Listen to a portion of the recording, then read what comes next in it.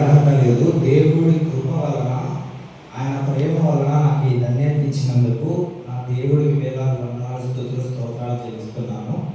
అలాగే నాకు ఈ అవకాశం ఇచ్చినటువంటి పాస్టర్ బాబు గారికి, అలాగే పాస్టర్ అమ్మ గారికి, సంఘ సభ్యులందరికీ నా వందనాలు. నా జీవితంలో జరిగినటువంటి సాక్ష్యాన్ని, అంటే నా జీవితం ఎలా మారింది అన్న విషయాన్ని నేను మీతో పంచుకోవాలని ఆశిస్తున్నాను. నా పేరు దీపక్. మేము మొత్తం 3 పిల్లలము. మా అక్క, నేను, ఇంకా మా తమ్ముడు. అయితే చిన్నప్పటి నుంచి మాది క్రిస్టియన్ ఫ్యామిలీని, పుట్టినప్పటి నుంచి క్రిస్టియన్ ఫ్యామిలీనే కానీ పేరుకే క్రిస్టియన్ ఫ్యామిలీ అనమాట. అంటే ఆదివారం మాత్రమే చర్చికి వెళ్ళే ఫ్యామిలీ. కొన్నిసార్లు వీలైతే ఆదివారం కూడా చర్చికి వెళ్ళేవాళ్ళం కాదన్నమాట. కానీ దేవుడు ఏంటంటే చిన్న వయసులోనే నన్ను పట్టుకున్నాడు అన్నమాట. చిన్న వయసులోనే సండే స్కూల్ ద్వారా నన్ను పట్టుకున్నాడు. చిన్న వయసులో నేను మంచిగా బైబిల్ స్టోరీస్ వినేవాడిని. మోషే గురించి, ఆదాము గురించి, తర్వాత బైబిల్లో ఉన్నటువంటి ప్రతి ఒక్క స్టోరీ నేను చిన్న వయసులో అన్నీ నేర్చుకున్నాను అన్నమాట. దేవుడు నాకు మంచి తలాంతులు ఇచ్చినాడు. అంటే ఏంటంటే డ్యాన్స్ చేయడం, తర్వాత కొంచెం ఓన్గా ఏదైనా క్రియేటివ్గా ఆలోచించడం, ఇలాంటి తలాంతు దేవుడు నాకు ఇచ్చినాడు. చిన్న వయసులో నేను ఏం చేసేవాడిని అంటే, నాకున్న తలాంతు, ఈ డ్యాన్స్ ఏదైతే నేను చేస్తానో ఆ తలాంతు దేవుని కోసం ఉపయోగించేవాడిని. అంటే సండే స్కూల్లో ఏదైనా ఒక పాట విని నేనే కొరియోగ్రఫీ చేసేవాడిని. అలా చిన్న వయసులో నేను దేవుడిలో బాగానే ఉన్నాను. ఎప్పుడైతే నేను టీనేజ్కి వచ్చానో అప్పుడు నేను రూట్ తప్పిపోయాను అన్నమాట. మెల్లగా దేవుళ్ళలో నుండి లోకంలో జారిపోయాను. లోకంలోకి జారిపోయి ఫ్రెండ్స్, కొట్లాట్లు, కోపం, గొడవ, లోక స్నేహాలు, లోకపు అలవాట్లు, ఇలా లోకంతో సహవాసం చేసి పూర్తిగా లోకస్తులాగా మారిపోయాను అన్నమాట. అయితే దేవుడు ఇచ్చిన తలాంతుని నేను వదలకుండా అటు లోకం ఇటు దేవుడు అన్నట్టు లోకంలో ఉంటానే క్రిస్మస్ ఇలాంటి సమయాల్లో ఏం చేసేవాళ్ళంటే డ్యాన్సులు నేర్పడం, అట్లా చేసి ఈవెంట్, చర్చ్ డెకరేషన్ ఇవన్నీ చేసేవారు. పూర్తిగా లోకంలోకి వెళ్ళిపోయాను. నాకు సినిమాలో యాక్టర్ అవ్వడం అనేది చాలా ఇష్టం, సినిమాలలో నటించడం అనేది. కాబట్టి నేను ఏం చేసినానంటే బీటెక్లో ఫ్రీ సీట్ వచ్చినా కూడా సెకండ్ ఇయర్లో డ్రాప్ అవుట్ చేసేసి హైదరాబాద్కి వెళ్ళిపోయేసి సినిమాలలో అవకాశం కోసం ఆఫీసు చుట్టూ తిరిగాను. అలాగే సినిమాలలో అవకాశం రావాలని అక్కడే నేను ఒక ఉద్యోగం చేసుకుంటా ఆ ఆఫీసు చుట్టూ తిరుగుతూ ఉండేది. దేవుని పూర్తిగా మర్చిపోయాను అనమాట. అంటే ఆదివారం అయినా కూడా నేను చర్చికి వెళ్ళేవాడిని కాదు. నాకు తెలిసి 1 మంత్లో 1 టైం చర్చికి వెళ్ళేవాడిని అంతే. అలా ఉండేవాడిని అనమాట. అలా పూర్తిగా లోకంలో ఇంకా నేను సినిమాలో యాక్టర్ అవ్వాలా అనేదే నా పెద్ద డ్రీమ్గా పెట్టుకొని అలానే వెళ్ళేవాడిని. కానీ చిన్నప్పుడు నేను ఎప్పుడైతే దేవుళ్ళో ఉన్నానో అప్పుడు నాకు ఒక దర్శనం కలిగింది అన్నమాట. అంటే దేవుడి పిలుపులాగా. ఒకవైపు లోకము, డార్క్నెస్ ఉంది, అంటే పబ్ కల్చర్ ఉంది. అక్కడ నేను మైక్ పట్టుకొని లీడ్ చేస్తా ఉన్నాను అనమాట.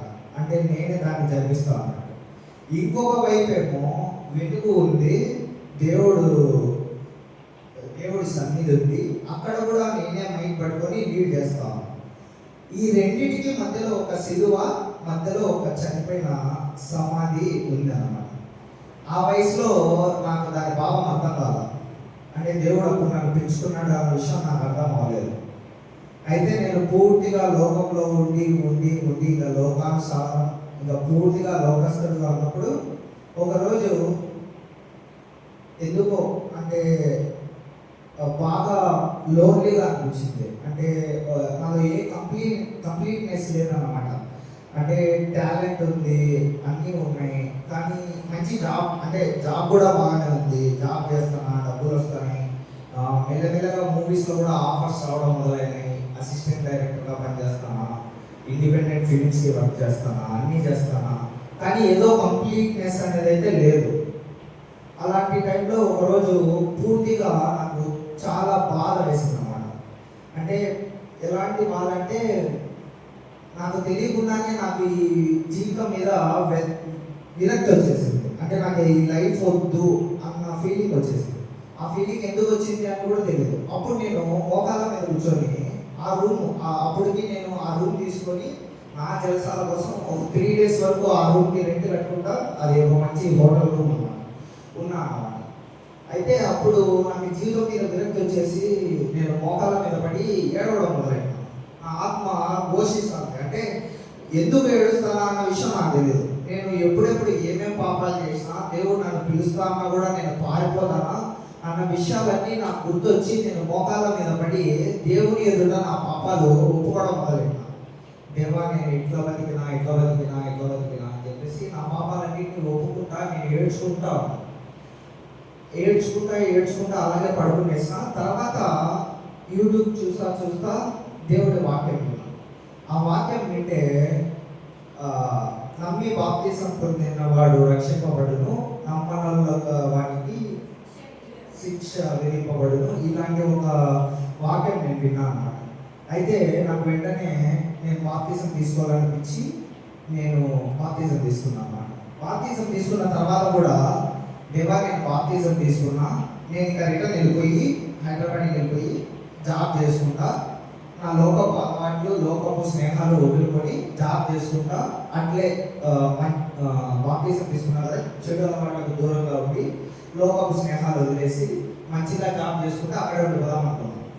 అయితే మళ్ళీ దేవుడు నాకు మాట్లాడడం మొదలెట్టాడు. ఏమనంటే, నీకు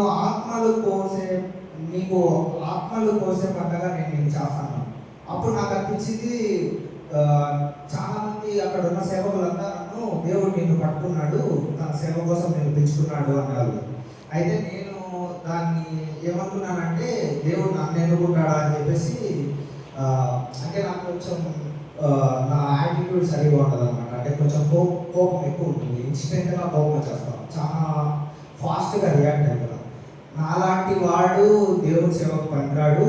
దేవుని సేవ చేయాలంటే ఎన్ని మాటలు అన్నా కూడా అతను ఓర్చుకొని పోవాలా, అంత సహనము ఓపిక ఉండాలా.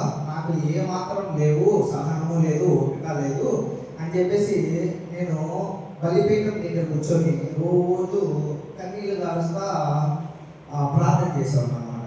నన్ను ఎందుకు ఎన్నుకుంటున్నావు, నన్ను వాడుకోవాలనుకుంటున్నావా, నేను నీకు సరిపోతానా అని. అప్పుడు నాకు దేవుడి వాక్యం ద్వారా మాట్లాడాడు. 1 కొరింథీ 13 ఉంటుంది, జ్ఞానవంతులైన వారిని, జ్ఞానం లేని వారిని నేను ఎన్నుకుంటా, జ్ఞానవంతులైన వారిని అవమానపరచుటకు. అలాంటి వాక్యం విన్న తర్వాత నేను అప్పుడు దేవుని సేవ చేయాలని నిర్ణయించుకున్నాను అన్నమాట. మనకి పాటలు కూడా ఉంటుంది,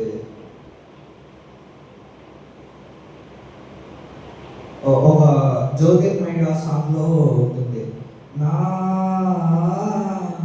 పరలోకపు తండ్రి నా మంచి కుమ్మరి, నా పరలోకపు తండ్రి నా మంచి కుమ్మరి, నీకిష్టమైన పాత్రను చేయ నన్ను విసిరేయగా సారెపై ఉంచావా, నీకిష్టమైన పాత్రను చేయ నన్ను విసిరేయగా సారెపై ఉంచావా. అప్పుడు నేను అనుకున్నాను అన్నమాట, దేవుడు పనికిరాని వాళ్ళని తీసుకొని వాడుకుంటాడు, లోపాలు ఉన్నటువంటి వాళ్ళని తీసుకొని వాడుకుంటాడు, ఆయనే నన్ను చక్కదిద్దుతాడు, ఆయన కావాల్సిన పనికి నన్ను వాడుకుంటాడు అని నేను నిర్ణయించుకొని అప్పుడు నాకు ఉన్నటువంటి లోకాలను మొత్తం చదువుకున్నాను అన్నమాట. అంటే సినిమాలో యాక్టర్ అవ్వాలని. తర్వాత నాకు ఇప్పటికీ కూడా నాకు కాల్స్ వస్తూ ఉంటాయి అన్నమాట. అంటే స్క్రిప్ట్ రైటింగ్ చేద్దురా, డైరెక్షన్ చేద్దురా, లేదా కొరియోగ్రఫీ చేద్దురా అని చెప్పి కాల్స్ వస్తూ ఉంటాయి. వీటన్నిటిని నేను వదిలేసి దేవుడికి ఇచ్చిన ప్రామిస్ ఏదైతే ఉందో దాన్ని నెరవేర్చడం కోసం ఇప్పుడు నేను ఇక్కడే రాయచూరులో ఉంటా. పాస్టర్ చిట్టుబాబు గారి దగ్గర శిష్యరికం చేస్తున్నాను, అంటే లైక్ నేర్చుకుంటున్నాను అనమాట. సేవ ఎలా చేయాలా, పరిచయం ఎలా చేయాలా అని. నేను ఏదైనా కొంచెం తెలిసి తెలియక ఏమైనా తప్పుగా మాట్లాడాలంటే నన్ను మన్నించండి.